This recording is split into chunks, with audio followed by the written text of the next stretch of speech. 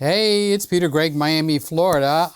Today I'm going to talk about the new, for me, Sony a6500. Sit back, relax. You are about to watch a Peter Gregg video. Something warm, human, and wonderful happens when you watch Peter Gregg. Okay, the a6500 is in the house. Let me make sure I have all the room lights off. They're all off.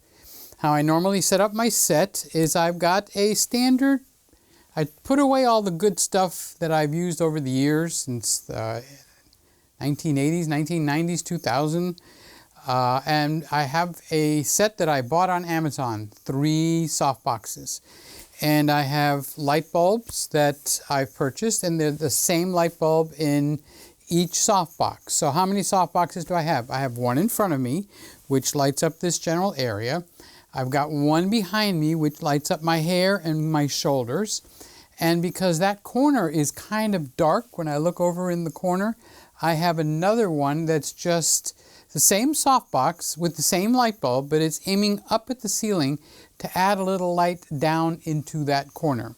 Now, the reason I'm explaining all that is because right now I'm shooting with the Panasonic GH5. The GH5 is up against the wall. The Christmas tree is up against the other wall. And of course, I have automatic focus turned off. I can focus off of my phone over here, but only when I tap. I don't let the camera follow me. So if I step back at f1.2, you can see me, but I'm not in focus. And that's because so far, only the Canon dual pixel focus can follow me around. So other than that, I'm kind of tied down to the table. All right, so this is the 6500. I started it with the GH5 so that you can kind of compare, and I kind of want to see the difference. This is what an 80D looks like. This is not mine. This is my nephew's. He bought it, I think, at Costco with the kit lens and all that. So he said, can I drop it off to have you set it up for me? And I said, sure, no problem. And how long will it take for you to set it up? I said, oh, it's going to take a long, long time. I have to read the book. Then I probably have to read it again to see what I missed. And then I'll start setting it up. So I'll call you when the camera is ready. So that's how there's an 80D in the house again. All right, I did not purchase one. If I buy a camera, as sad as it's going to sound to most of you guys, it's probably going to be the 5D Mark IV again. Because I like the freedom to walk around, take the camera, come back over here, sit down and talk to you. I have the lapel mic on, so you can hear me very well. But the Panasonic, there's no camera that I found that will follow me. But the Canon 80D will follow me if I stand over here, if I go over there and say hi to Jingles. I got him laying on a towel, right, Jingle Bells? I got him laying on a little blue towel just for him. I ought to come here where I'm in focus, right? Because the poor guy, like I told you, has not been feeling well. We've been to the dentist. Let's make that the veterinarian. 4 times, 5 times now? And I think I might go to another veterinarian because I'm not sure what's going on. My aunt is 92 years old, and she told me that it's the cold weather. He's not used to it because this has been happening since a little bit after Christmas until now. And he'll eat a little bit too much, then he'll stop eating for 2 days and then start throwing up. So I thought it was gastric juices and stuff like that. Anyway, I'm not going to go into that right now. I want to get into the Sony a6500. Now, the a6300 is very similar to this camera, if not almost the same thing, with some improvements. This is not mine. I got this from my friend at B&H Photo, and he said, you want to try the 6500? I said, yes, I'd like to try it. So I've been running it for what, a week? Not really running it too much. We'll be honest, okay, because that's what these reviews are about. I have a higher respect level now for the people that are using the Sony cameras and loving them, because they've had to adapt to the way that Sony is doing things, and I'm having a hard time doing that. I don't like their menus. The camera gets quite warm. It has not overheated. So, you know, as much as I have read that they overheat, this one has not overheated. But we are in cooler weather. But I am in Miami, and I have not gone out and put the camera in the sun for an hour to see what would happen. That's not what I'm going to do. Here, let me put you in the sun for an hour, let you run, and see if you overheat. Well, we've got enough of those videos, right? But the camera gets really warm to the touch, very warm to the touch, almost alarmingly warm. But I'm guessing once I'm used to that, it's like, hey, so the camera's warm, big deal, right? There's two sides to everything. People can complain, oh, it gets so hot. You know, it gets hot.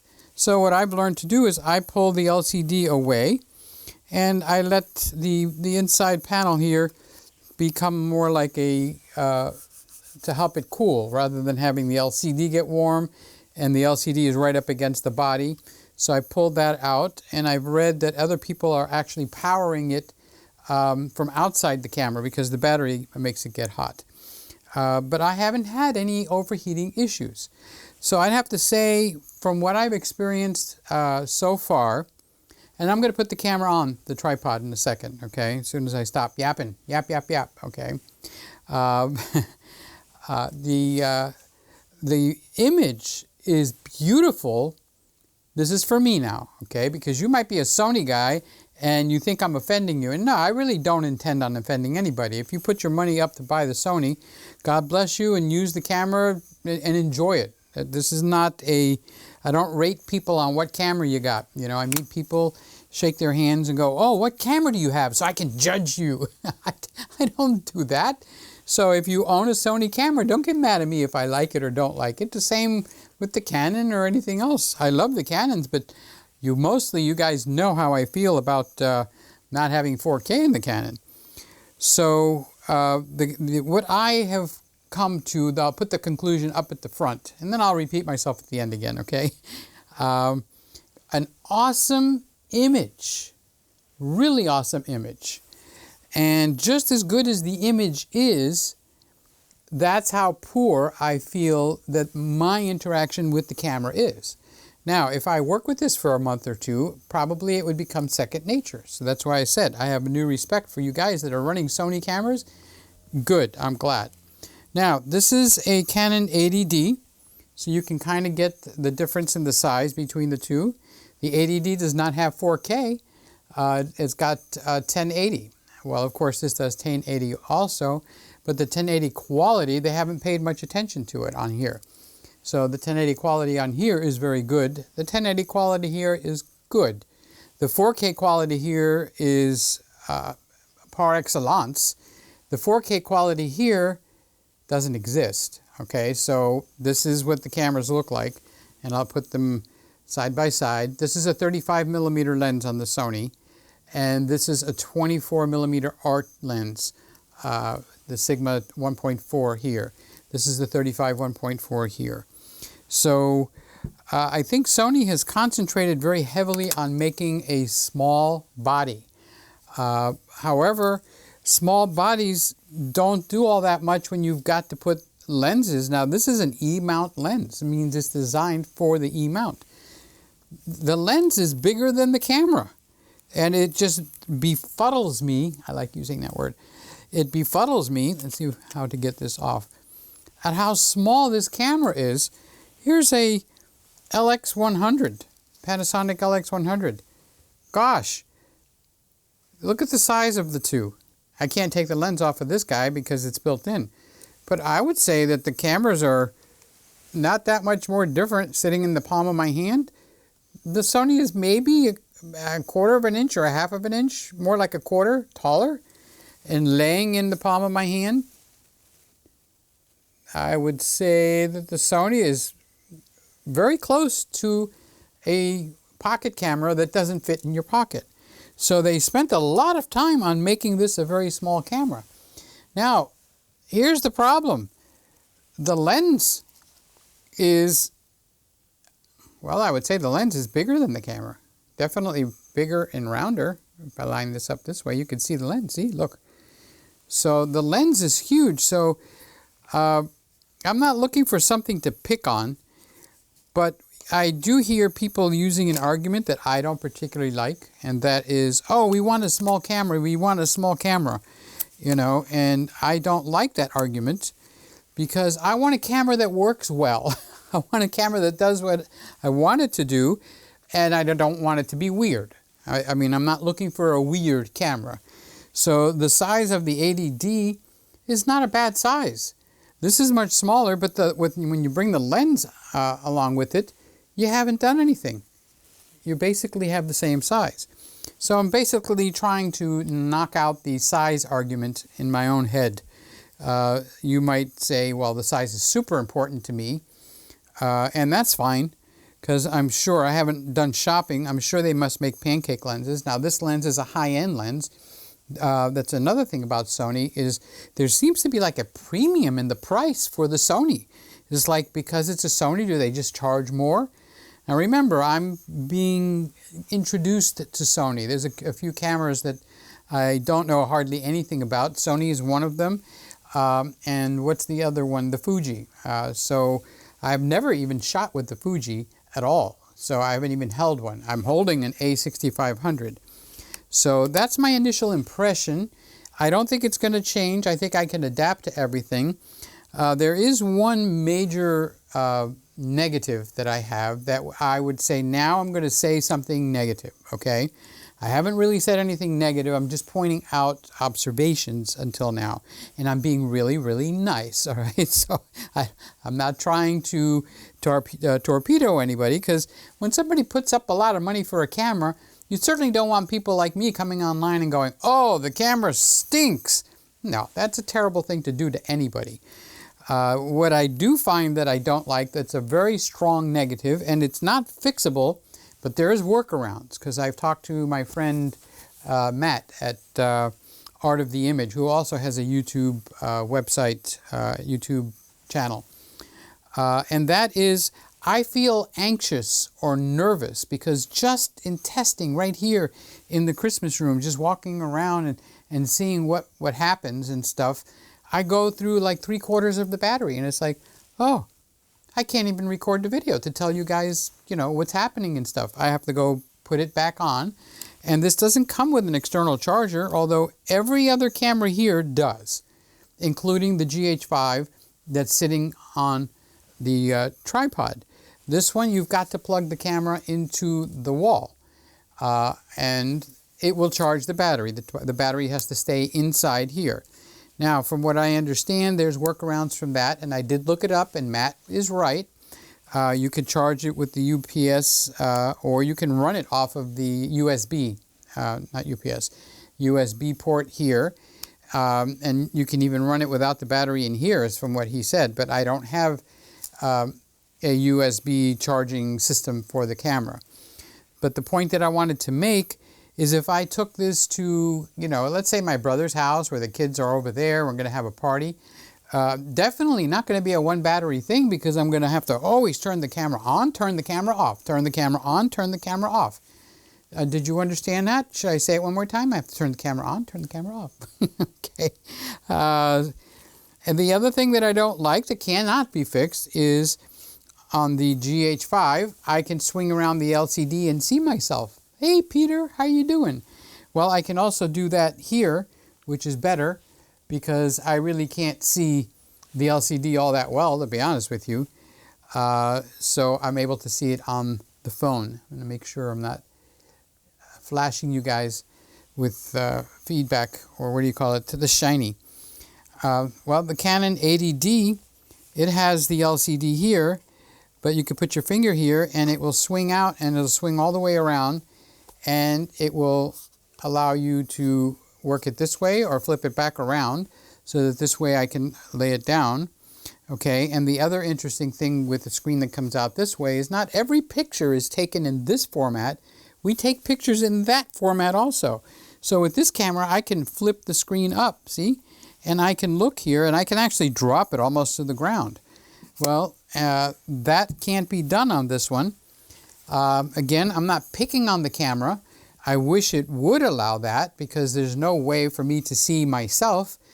So you could say, Peter, what, you have to look at yourself? Well, yeah, because now I could see I'm kind of like in the center of the frame there, and if I want to use the rule of thirds, I can move over. Okay, I can't do that with this, but I would have to use the Wi-Fi and come to the phone, or get an additional unit that would sit on top in the hot shoe or something. So I don't like that, but that doesn't make me nervous. What makes me nervous is how fast the battery thing goes down. It's like, bing, you're out, baby, you know. And while I'm picking on things that I particularly don't like, this is one that I would put in the stupidity category, okay? The battery is in here, the door opens up, and I can open this and take the battery out. And it does have a spring, very nice, okay? Now, the SD card is in here. And that's still okay, although I don't like it for this kind of a price. There should be a door over here for the SD card, all right? And when you pop it up, it does have a spring, but they have it facing this side of the flap instead of facing out this way. So you ask me, why is that important? The reason that it's important is because these SD cards have like a groove in them. So you can slide it up and it catches on your fingernail and you can pull it out. Well, now this is sticking up here, right? I can't grab it with my fingernail, and it's so close to the door, I can't get it on the other side to grab it, so I have to go and do the pinch from the left side and the right side, get my fingers down there and try to pull it up. Okay, that's just plain inconvenient. I don't know how to say that any stronger. It is just dumbly plain inconvenient. If they had turned it around, at least so it was facing out away from this flappy door, I could slide my thumb up, grab that little indent with my fingernail, and pull up enough to comfortably grab it. But they make me face the card and face it towards the door, and going in is not a problem. See, it goes right down. It's going out. So I can try to pop it up like a toaster. And you got to go looking for it, okay? Or you're going to put it in here, and you're just going to have a hard time getting it out every time, especially if you have clean fingers, you know, because there's no grip. So now I have to get it in there, and it wants to push back down. All right, so that's enough griping on that, but that is just dumb. All right, now that I will purposely come after the designers, the engineers for that. You feeling bad? You okay? That's my good boy. Just checking on him. All right, but the quality for the lenses, the quality of the body, I don't find any problems with it. It doesn't feel like the Canon. And the only other problem that I do have with the Sony is they don't even do their own repair. They outsource it.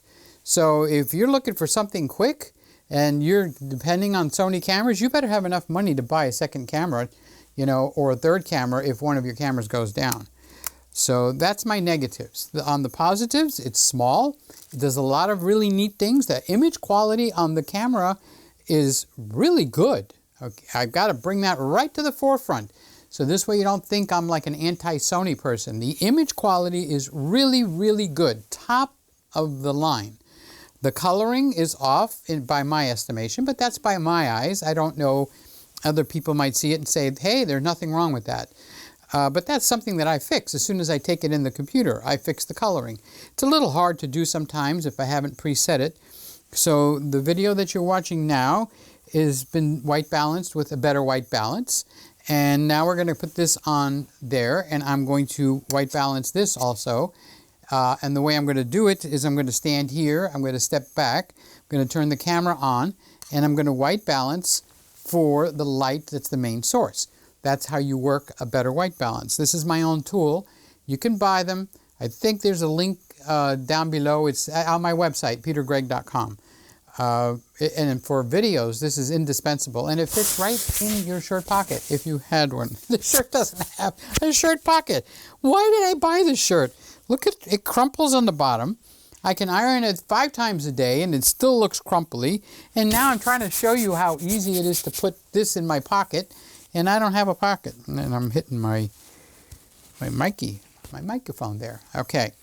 So anyway, I white balance with a better white balance. All right, enough. Let's go and switch the camera over and put this on the tripod. So what you're going to look for is a few things. Number one, this is a 35mm lens on an APC, and you'll see the different crop difference between the GH5 because I can't go back any further. I'm up against the wall. The only thing I'll be able to do is adjust myself to come back out and pull the table out. So then we'll see how well we do with the blurriness on the background. All right, so let's stop this and put the Sony up on the tripod and see what happens and how it works. All right, I'll be right back. You have just watched another Peter Gregg video. Something warm, human, and wonderful happens when you watch Peter Gregg. Thank you for watching. Description of all equipment used in this video, plus any notes Peter took while filming, are always placed in the description box, show more box, or down arrow thingy next to the title on mobile apps. Duly noted.